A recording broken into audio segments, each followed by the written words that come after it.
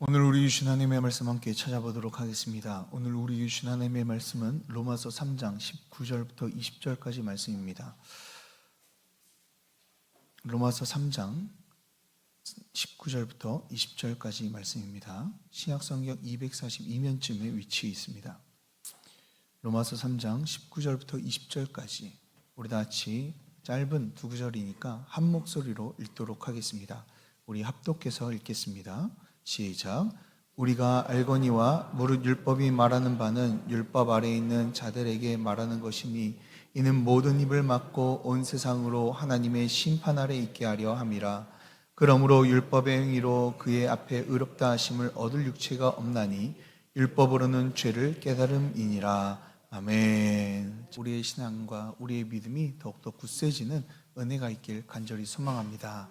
자, 할렐루야. 자, 그럼 오늘 말씀 함께 나눠보도록 하겠습니다. 오늘도 하나님의 말씀으로 우리의 심령과 가정과 교회 가운데 부흥이 이루어지는 축복이 있길 간절히 소망합니다.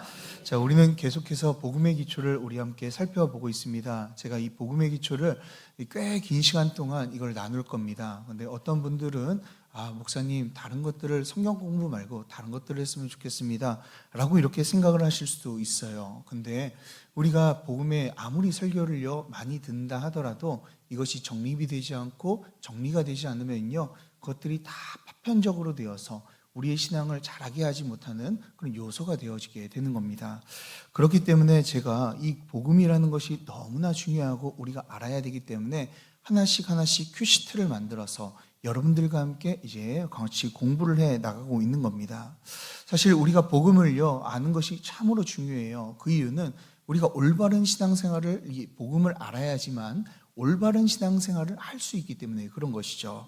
자, 이 복음을 알지 못하니까요 어떻게 됩니까? 올바른 신앙이 되지를 않아요. 그러니 예수님을 믿고 하나님을 믿는다라고 이야기하지만 기복신앙으로 빠지는 사람들이 있고 어떤 사람들은 번영신앙에 빠지는 사람들이 있고 신비주의와 같은 또한 이단들과 같은 이 가르침에 빠져서 그들 가운데 이제 살아가는 모습이 보여지게 됩니다. 그래서 제가 여러분들을 제대로 이해하고 이 복음에 대해서 나누기 위해서 이 큐시트도 준비하고 성경 공부처럼 그래도 이것을 좀 알아야 되기 때문에 하나씩 좀 정리하며 얘기를 하고 있는 겁니다. 그러니 제가 간절히 원하고 바라옵건대 우리 성도님들은 모두 다 복음을 알고 바른 복음 위에 바른 믿음을 가지고 온전히 하나님의 백성으로 사는 은혜가 있길 주님의 이름으로 축복합니다. 자, 그럼 우리 지난 시간에 말씀에서 배웠던 내용을 가지고 우리 함께 복습해서 복습하고 말씀을 나누어 보도록 하겠습니다. 자, 하나님께서는 이 세상 천지 만물을 지으셨습니다. 그리고 이 세상을요 그분의 은혜를 주셔서 복되게 하시고 아름답게 다스리셨죠. 그런데 그 특별히 사람에게 하나님의 형상을 따라 영광스럽고 온전하게 만들어서 행복과 참된 안식 가운데 거하며 살게 만들어 주셨어요. 자, 그렇다면 사람은 이 하나님의 말씀에 순종하며 그 순종함으로 하나님의 모든 복을 누리며 살아가게 된 것이죠. 그런데 어떻게 했습니까? 사람이요 하나님의 말씀만 들으면 참된 안식과 행복 가운데 살 수 있었는데 안타깝게도 사람은 하나님을 창조주이자 통치자이신 이 주님으로 인정하지 않고 자신이 주인이 되려고 하나님이 말씀하신 그 먹지 말라고 말씀하신 선악과를 따먹는 것을 우리는 보게 되었죠. 그 결과 이제 사람들에게는요 하나님이 주셨던 모든 복들이요 사라지게 되고 그 내가 지금까지 누렸던 하나님의 복을 스스로 만들어내야 되는 이 저주 가운데 빠지게 된 거예요. 유한한 자들이 하나님으로부터 왔던 이 무한한 공급을 받아 누렸던 것을 만들려고 하니까요 그 모든 것들이 다 저주가 되어버린 것이죠. 그럼에도 불구하고 우리 하나님께서는 우리에게 은혜를 허락하여 주시는 이 은혜의 하나님이셨죠. 우리를 완전히 버리지 않으시고 다시 새로 만든다라고 이야기하지 않으시고 우리를 없애버리지 않으시고 구원의 약속을 해주시고 또한 수치를 가리기 위해서 가죽옷까지 하나님께서는 입혀주셨어요. 하나님의 약속과 이 가죽옷, 이것은 모든 것은 우리를 구원하기 위한 이 예수 그리스도를 예표하는 것이다라고 제가 지난 시간에 말씀을 드렸습니다. 예수 그리스도에 대한 이 약속을 통해 범죄로 인해 소망을 잃어버린 우리들에게 다시 한번 하나님의 나라를 꿈꿀 수 있는 은혜가 주어지게 된 것이죠. 사랑하는 여러분, 범죄 가운데서도 하나님께서는 우리에게 은혜를 베푸시는 선하신 분이심을 기억하시길 바랍니다. 그 하나님을 기억하며 우리의 모든 소망과 우리의 모든 희망들을 주님 앞에 두는 자들이 되길 주님의 이름으로 축복합니다. 자, 그러면 이번 달 동안은요, 무엇을 살펴보냐면 하나님의 약속이 어떻게 성취되었는지를 우리 한번 살펴보도록 하겠습니다. 우리의 구원의 길이 무엇인지를 한번 좀 살펴볼 텐데요. 아마 구원의 길 하면 여러분들의 머릿속에 그걸 이야기하시는 거려구나 라는 생각이 딱 떠오르실 겁니다. 우리의 유일한 소망이고 우리에게 구원을 주시는 분이 누구시죠? 예수 그리스도이시죠. 그래서 예수 그리스도에 대한 이야기를 하려고 해요.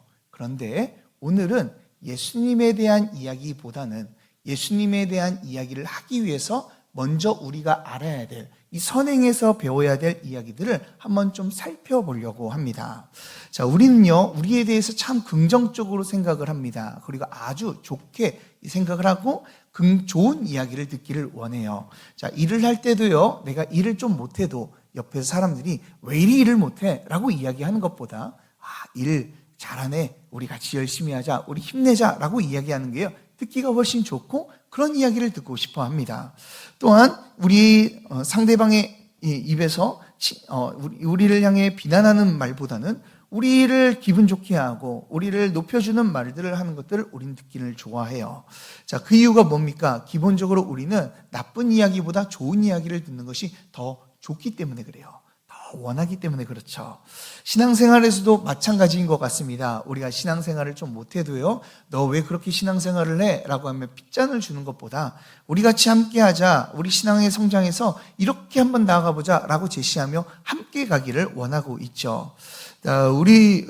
또한 우리를 향해서 귀한 존재다, 하나님이 사랑하신다 라고 하는 우리가 듣기 편한 이 사랑과 안식과 복, 이런 이야기를 듣는 것을 우리는 좀 더 편해합니다.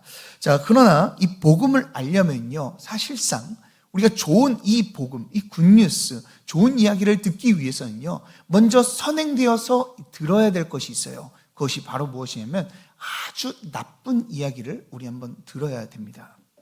우리가 먼저 알아야 될 것은 부정적인 이야기를 먼저 알아야 돼요. 그래서 내가 오늘 오늘은요, 이 예수 그리스도의 이 좋은 소식을 전하기 위해서요, 오늘은 여러분들에게 아주 불편한 이야기를 한번 해보려고 합니다. 복음에 대한 이 내용을 우리가 제대로 알지 못하면요, 이 한없이 불편한 내용일 수도 있을 것 같아요. 우리가 놀라운 구원의 복음에 대해서 이야기할 때 그러나 이것이 선행되지 않으면은 우리의 처지를요, 신랄하게 우리가 밝히지 않으면은 우리는요, 이 복음이 다 복음으로 다가오지 않을 때가 있어요. 저도 이 24살부터 예수님을 믿기 시작했는데요, 제대로 믿기 시작했는데 24살 때요, 열심을 위해서 1년 동안 일하다 보니까요, 1년 지난 뒤에 한 가지 생각이 오게 된 거예요. 예수님께서 나를 위해서 죽으신 것은 너무나 감사하고 고마운데 내 인생을 전부 걸을 만큼, 내 인생을 포기하고 내 부귀영화를 포기할 만큼 내 인생을 드릴 정도의 그 감사함은 아니더라고요. 그래가지고 제가 이걸 어떻게 해야 되냐, 헌신하라, 충성하라 라고 이야기하는데 충성을 하지 못하겠더라고요. 근데 제가 그 한 가지 깨달은 게 있습니다. 복음에 대해서 들으면서 한 가지 깨달은 거는, 복음은 내가 예수 그리스도께서 나를 위해서 죽으셨다는 그 놀라운 복음은 들었지만 그 앞에서 내 자신의 처지가 어떤 처지인지를 신랄하게 보지를 못했기 때문에 내 자신을 들 수 없구나라는 것을 발견하게 되었습니다. 그래서 우리는요, 예수 그리스도의 이야기를 듣기 전에는 우리가 먼저 우리의 처지, 우리의 모습들을 분명하게 알 필요가 있습니다. 그 모습을요, 오늘 율법에 비춰서 우리 자신을 좀 한번 살펴보도록 하겠습니다. 그래서 오늘 주제가요, 율법으로 본 우리라는 주제를 가지고 여러분들과 말씀을 나눠보도록 하겠습니다. 자, 그렇다면 우리는요, 어떤 처지에 놓여져 있을까요? 우리가 어떤 처지에 놓여져 있는지 알기 위해서는 우린 율법을 좀 제대로 알아야 합니다. 자, 그렇다면 율법이 무엇일까요? 율법. 자, 율법은요, 이 두 가지의 의미를 가지고 있습니다. 첫 번째는 이 넓은 의미의 율법이 있어요. 자, 넓은 의미의 율법은 성경 전체에서 계시된 이 하나님의 뜻을 이 율법이다라고 이야기할 수 있습니다. 성경 전체에서 계시된 하나님의 뜻, 그것이 율법이다라고 이야기할 수 있는 것이죠. 그리고 좁은 의미에서 이 율법이라는 것은 이스라엘 민족에게 주신 이 계명, 이 10계명과 그 10계명을 해석한 이 여러 가지의 이 계명들, 그것들을요, 바로 율법이라고 우리는 이야기할 수 있어요. 자, 그런데 우리가 이 율법을 들을 때 이 율법이 좋을까요? 나쁠까요? 우리에게는 들렸을 때 율법 지키세요 라고 하면 좋은 말로 들립니까? 나쁜 말로 들립니까? 힘들다. 그렇죠? 그리고 율법이라고 하면은 우리에겐 먼저 드는 생각이 부정적인 생각이 먼저 들 때가 많아요. 자, 그 이유는 예수님께서 율법주의자들을 신랄하게 비판하시기도 했고, 율법대로 살려고 했던 그들의 모습을 보고 예수님은 그들을 이 독사의 자식이라든지 아니면 그들을 향해 꾸짖는 모습을 우리는 보게 되었어요. 그리고 바울도요, 이 갈라디아서나 이 서신서를 보게 되면은 가장 많이 싸우는 게요, 이 율법주의자들과 가장 많이 싸웁니다. 그래서 율법이 아니고 믿음으로만 우리가 구원을 받는다라고 이야기를 하며 우리에게 율법을 따르려고 하는 이 율법의 행위 가운데 거하려고 하는 자들을 아주 부정시하며 그들을 공격하는 모습을 우리는 보게 되죠. 또한 우리가 이 살아가면서도 이 막 정죄하는 사람들을 향해서 율법주의자 같다, 이 율법주의자야라고 하며 그들을 이제 책망하기도 하죠. 자, 또한 우리가 이 구원에 있어서 예수 그리스도의 믿음으로 구원받는 것이 우리가 맞는데 율법으로 구원받는 것이 아니다라는 것을 우리가 알기 때문에 이 율법에 대해서는 그렇게 좋은 이미지를 가지고 있지 않는 것 같아요. 그러나 성경 안에서는 그러면 율법을 뭐라고 이야기를 할까요? 자, 우리 책을 좀 넘겨서요, 우리 한번 좀 찾아보도록 하겠습니다. 로마서 7장 12절입니다. 여기에서 율법이 어떤 모습이 있는지 우리에게 이야기해 주고 있어요. 로마서 7장 12절. 로마서 7장 12절. 우리 다 같이 찾으신 줄 알고 우리 다 같이 함께 읽어보도록 하겠습니다. 로마서 7장 12절입니다. 시작. 이로 보건대 율법은 거룩하고 계명도 거룩하고 의로우며 선하도다. 아멘. 자, 오늘 말씀에서 율법이 좋은 것처럼 나옵니까? 나쁜 것처럼 나옵니까? 좋은 것처럼 나와요. 자, 그렇다면 율법은 좋습니까? 나쁩니까? 좋습니다 라고 이야기할 수 있어요. 자, 한번 하나씩 살펴보겠습니다. 자, 율법은 거룩하다라고 이야기하고 있어요. 자, 거룩은 무엇입니까? 거룩은 구별되다라는 의미를 가지고 있어요. 세상으로 구별되어서 하나님께 속하여 있는 것, 그것을 거룩이라고 우리는 이야기를 합니다. 그래서 우리는 이 거룩한 백성이다라고 우리를 지칭하기도 하죠. 그 말은 무슨 뜻입니까? 세상에 속한 자들이 아니라 이 하나님께 속한 자다라고 우리는 고백을 하는 거예요. 그렇게 율법도 마찬가지입니다. 율법도요, 하나님께 속하여 있기 때문에 거룩한 것이죠. 그렇다면 율법은요, 좋다라고 이야기할 수 있어요. 자, 또 한번 봅시다. 자, 율법은 어떻다라고 나오고 있어요? 의롭다라고 말씀하고 있어요. 자, 의는 무엇입니까? 자, 의라는 것은 사전적인 의미로 올바른 것을 의미를 하고 있죠. 자, 그러나 성경 안에서 의를 이야기할 때는 조금 달라요. 자, 어떤 의미를 가지고 있냐면, 자, 의는 하나님의 성품인데요. 자, 그 하나님의 나라를 대표하는 이미지를 가지고 있다라고 이 의를 우리가 정의를 할 수가 있어요. 그래서 저는요, 의라는 것을 이렇게 이야기를 하면 좋겠습니다. 자, 의라는 것은 그냥 뭔가를 잘 지키는 게 아니라요, 하나님 나라의 기준, 하나님 나라 백성의 기준이라고 이렇게 표현을 할 수가 있어요. 자, 왜 이렇게 표현했냐면, 하나님 나라에 들어갈 수 있는 사람은 누가 들어갈 수 있습니까? 바로 의로운 자들만이 들어갈 수 있는 거예요.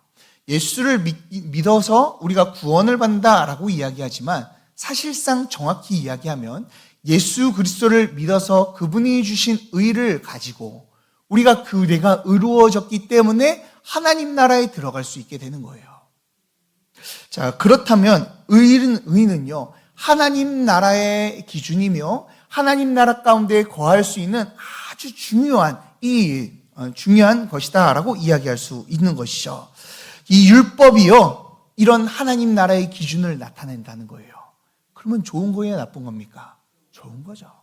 자, 그러면 또 한번 율법은 뭐하다라고 이야기합니까? 율법은 선하다라고 말씀하고 있어요. 자, 선이라는 것이 무엇입니까? 우리는 착하다, 좋다라고 이야기하지만 성경 안에서 선하다라는 것은 이 하나님의 기쁨이 될 때 이 선하다라고 이야기하는 거예요.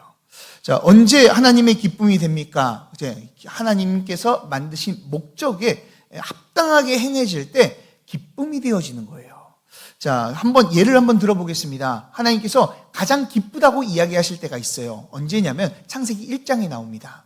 하나님께서 이 세상을 만드신 다음에 뭐라고 하셨어요? 하나님이 보시기에 좋았더라. 거기 단어가 좋았더라라는 단어가 토브라는 단어거든요. 그게 바로 이 선하다라는 뜻이에요. 근데 뭐가 좋은 거예요?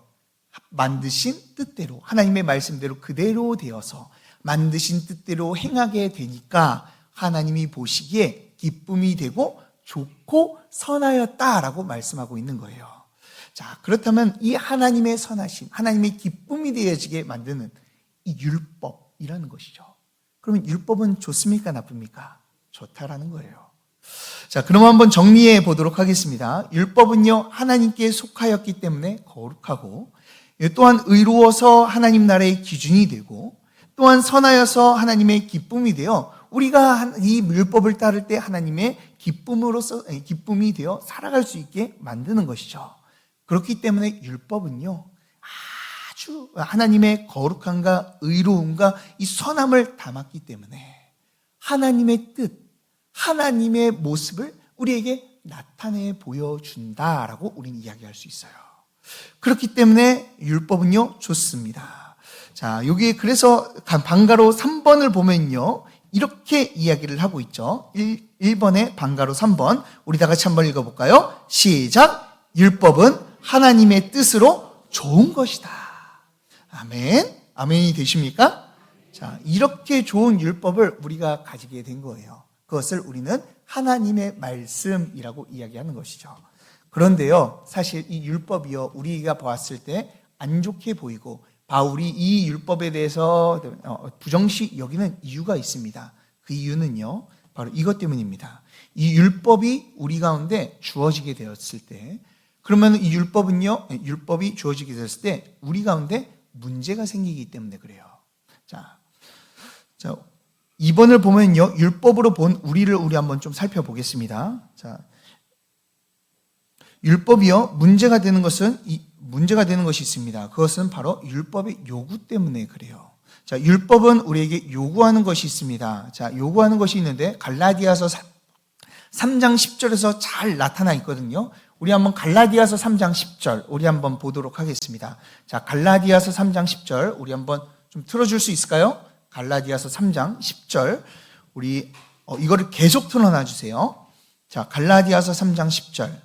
자, 우리 다 같이 함께 읽어보도록 하겠습니다. 갈라디아서 3장 10절 우리 다 같이 읽겠습니다. 시작! 무릇 율법 행위에 속한 자들은 저주 아래 있나니 기록된 바 누구든지 율법책에 기록된 대로 모든 일을 항상 행하지 아니하는 자는 저주 아래에 있는 자라 하였습니다. 아멘. 자, 오늘 말씀을 보면 율법이요, 우리에게 두 가지를 요구하고 있습니다. 첫 번째가 뭐예요? 이 율법을요, 지킬 것을 우리에게 요구하고 있어요.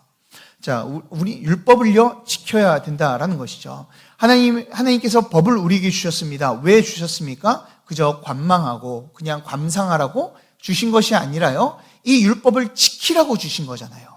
하나님의 말씀을 우리에게 주셨습니다. 왜 주셨습니까? 하나님의 말씀을 지키라고 우리에게 말씀을 주신 거예요. 자, 그런데 문제가 하나 있습니다. 이 요구가 문제예요. 율법의 요구가 아주 높다라는 것을 우리는 말씀을 통해 볼 수가 있어요. 다시 한번 볼까요? 기록된 바 누구든지 율법책에 기록된 대로 어떻게 행해야 된다고 나와요? 모든 일을 항상 행하지 아니하면. 자, 즉 이 말은 모든 일을 항상 행해야 된다, 안 된다? 된다. 행해야 된다라고 말씀하고 있는 것이죠. 모든 일이라는 것이 무엇입니까? 하나도 빠짐없이 모두 지키는 것을 우리에게 요구하고 있는 것이죠. 자, 이것은 연약한 우리에게 참으로 부담스러운 말씀인 것 같습니다. 자, 목사인 저도요, 하나님의 말씀대로 살지 못할 때가 너무나 많은 것 같아요. 그래서 매주마다 그리고 매일마다 하나님 앞에 전혀 회개를 합니다. 하나님, 내 오늘 하루 지었던 죄를 용서하여 주시옵소서 라고 회개를 하죠. 아마 여러분들도 다를 게 없다라고 저는 생각이 듭니다. 우리가 열심히 살면 살수록 어떤 것들이 발견하게 됩니까? 내가 오늘 하루도 지키지 못한 것들이 발견하게 돼요. 그래서 오늘 이 나선열 지사님께서 오늘 이 기도를 하시면서도 오늘 대표 기도에서도 항상 나오는 이 레파토리가 무엇입니까? 하나님, 우리가 일주일 동안 이렇게 죄 가운데 살아왔으니 용서하여 주시옵소서라고 우리가 고백하잖아요. 사실 우리는요, 이 율법을요, 잘 지키지 못합니다. 우리가 그냥 하루에 하나씩만 지키지 않을까요? 그렇지 않아요. 그런데 숫자만 세어보더라도요, 참으로 우리는 많은 죄를 어기면서 살아갑니다. 우리의 인생이 100년이라고 생각을 하면은 하루에 한 개씩만 율법을 어긴다 하더라도 100년이면 36,500개의 법을요, 우리는 어기면서 살아가고 있는 거예요. 그런데 율법은요, 10계명 안에서 거기 안에서 또 파생되어진 율법, 하나님께서 명령하신 율법이 있는데 그 가지수만 해도 613가지가 된다고 합니다. 그리고 호세아서 보면은 이 10,000가지 율법이라고 이야기를 해요. 근데 그 율법을 매일마다 지키면서 우리는 살아가야 되는데 우리는 얼마나 많이 지키고 살아가고 있습니까? 사실 우리가 지키는 것을 세는 것보다 안 지키는 것을 세는 게 아니죠. 반대로 이야기했네요. 우리가 안 지키면서 사는 것을 세는 것보다 지키면서 사는 것을요, 세는 것이 더 빠를 수도 있어요. 목사도요, 그리고 장로님도, 아마 집사님도, 권사님도 모두 다가 하나님의 율법을 온전히 지킨다고 하는 사람들은 아무도 없을 겁니다. 또한 어떻게 지켜야 된다고 말씀하고 있어요? 항상 지켜야 한다라고 말씀하고 있죠. 항상이라는 것은 무엇을 이야기합니까? 매분 매초 24시간 다 매일을 이야기를 하는 겁니다. 사실 법이라는 것이 그렇지 않습니까? 법이라는 것은 우리가 아무리 잘 지켜도요, 한 번만 어기면요, 범법자가 되는 거예요. 예를 들어 제가 이렇게 있는데 정말 거룩하고 훌륭한 목사로 제가 자라서 이렇게 여러분들에게 설교도 하고 거룩한 모습을 보여도 한순간 제가 욱해가지고 누군가를 찔러가지고 사람을 죽인다면은 전 뭐가 돼요? 살인자가 되는 거예요. 하나님의 말씀도 똑같습니다. 하나님의 말씀을 지금까지 아무리 잘 지켰다 하더라도 하나님의 말씀을 우리가 그 순간 하나 딱 어기게 되면은 하나님으로부터 심판을 받아야 될 죄인으로 우리는 서야 되는 것이죠. 그런 우리를 향해 율법은요, 두 번째를 요구하고 있어요. 그게 뭐예요? 율법을 어기면 어떻게 된다고요? 저주를 받게 될 것이다. 우리가 법을 어기면요, 벌을 받는 것처럼 하나님의 말씀을 어기고 하나님의 율법을 우리가 배우지 못한다, 율법 가운데 살아가지 못한다면 하나님의 심판과 저주가 우리 가운데 기다리고 있다라고 말씀하고 있는 것이죠. 그렇다면 우리의 처지는 어떤 처지입니까? 내 삶은 내 행실로, 내 노력과 열심으로 하나님의 복과 기쁨이 될 수 있다라고 이야기할 수 있을까요? 아니면 하나님의 심판과 저주를 받아야 되는 그런 비참한 사람이라고 이야기할 수 있을까요? 사실 이 사실만 놓고 봐도 우리는요, 심각한 죄인입니다. 우리가 예수님을 믿고 거룩하게 살아간다고 이야기를 하지만 사실 하나님의 법, 이 율법으로 우리 자신을 보게 됐을 땐 하나의 이 희망조차도 발견할 수가 없어요. 하나님의 말씀을 지키는 것이 우리가 많습니까? 아니면 하나님의 말씀을 지키지 않는 것이 많습니까? 사실 지키지 않는 것이 훨씬 많죠. 제가 율법 안에서 613가지로 이루어졌다라고 이야기하지만 사실상 우리가 이제 이것을 한 300개씩, 400개씩 하루에 어기면서 그리고 매분 몇 초마다 이것을 지속적으로 어긴다면요, 하나님 앞에 우리가 갔을 때 우리는요 아무 말도 할 수 없게 되는 것이죠. 사실 우리는요 어떤 존재입니까? 하루만 살아도, 아니 1시간만 살아도 지옥 가기에 충분한 존재예요. 율법보다는 내 마음대로 내가 원하는 대로 하나님을 예배하기보다는 내 세상을 따라 내 욕심과 쾌락을 따라 우리 살아가는 것이 우리의 모습입니다. 그런 가운데서 아무리 노력을 한다 하더라도, 교회에 나와서 아무리 헌신을 한다 하더라도, 내가 하나님을 위해서 열심히 살았다 하더라도 우리 하나님 앞에서는, 우리 하나님의 기준으로는 우리는 하나님 앞에 범법자이며 죄인이며 우리는 심판받아야 될 존재라는 거예요. 그래서 우리는 율법을 통해서 그래서 우리는 율법을 통해서요 할 수 있는 것이 아무것도 없게 돼요. 율법이 우리 앞에 놓여지면요 어떤 일이 벌어집니까? 19절을 오늘 말씀 로마서 3장 19절을 우리 다 같이 한번 읽어봅시다. 로마서 3장 19절에서 이렇게 이야기를 합니다. 우리 다 같이 함께 읽어보도록 하겠습니다. 로마서 3장 19절 시작. 우리가 알거니와 무릇 율법이 말하는 바는 율법 아래 있는 자들에게 말하는 것이니 이는 모든 입을 막고 온 세상으로 하나님의 심판 아래 있게 하려 함이라. 아멘. 율법이요 하는 행동이 하는 것이 하는 것이 이렇게 얘기를 합니다. 모든 입을 우리가 막는데요. 왜 우리의 입을 막습니까? 우리가 할 말이 없는 거예요. 너희들 지금까지 이렇게 살아왔지, 하나님의 율법에 비춰봤을 때 너희들은 엄청난 죄인이지 않느냐? 그 하나님 앞에 섰을 때 우리는요 우리가 아닙니다 라고 이야기할 수 없을 만큼 큰 죄인이라는 것을 깨달았기에 우리는요 그 율법을 통해 입이 막혀지게 되는 거예요. 그리고 잠잠히 하나님의 심판 가운데 거할 수밖에 없는 것이죠.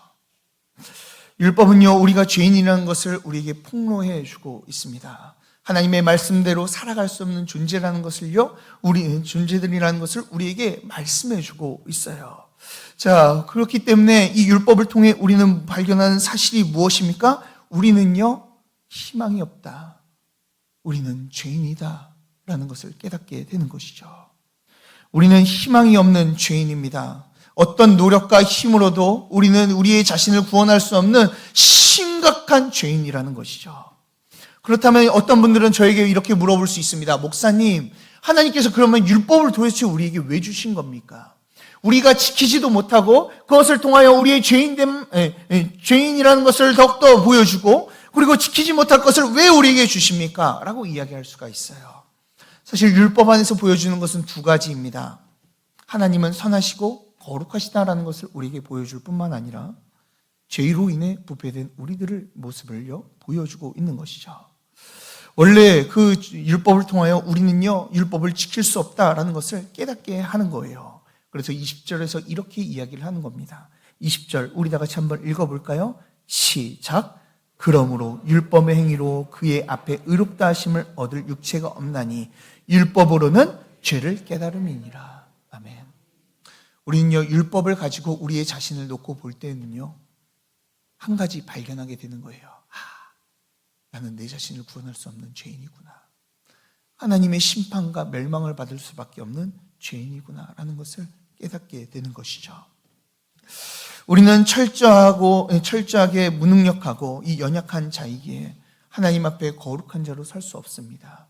아마 하나님의 말씀을 열심히 지켜보려고 했던 이 열심히 있었던 분들은 다 아실 거예요. 하나님의 말씀을 지키려고 할수록 우리가 연약함 때문에 하나님의 말씀을 지키지 못하는 것들을 우리는 발견하게 돼요.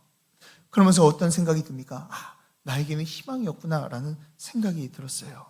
아무리 노력해도 뭔가를 해보려고 해도 여전히 부족해서 하나님의 의로움으로 하나님 앞에 설 수 없는 자들, 그것이 나구나라는 것을 깨닫게 되는 것이죠.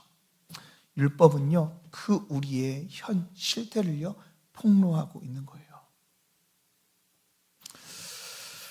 너무나 이야기가 무거워서 죄송합니다.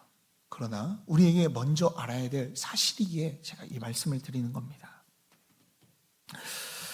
그렇기 때문에 우리가 율법을 통해 우리가 할 수 있는 일은 이 죄를 깨닫는 것뿐이죠. 우리에게 소망과 희망은 하나도 없습니다. 아무리 열심히 하려고 해도, 아무리 뭔가를 하려고 해도 우리에게 내려오는 것은 비참한 결과만 내려오기 때문에 내려오는 것뿐이죠. 3번을 보면 우리의 결과가 나옵니다. 우리 한번 그 빈칸만 비워서 한번 읽어볼까요? 준비 시작.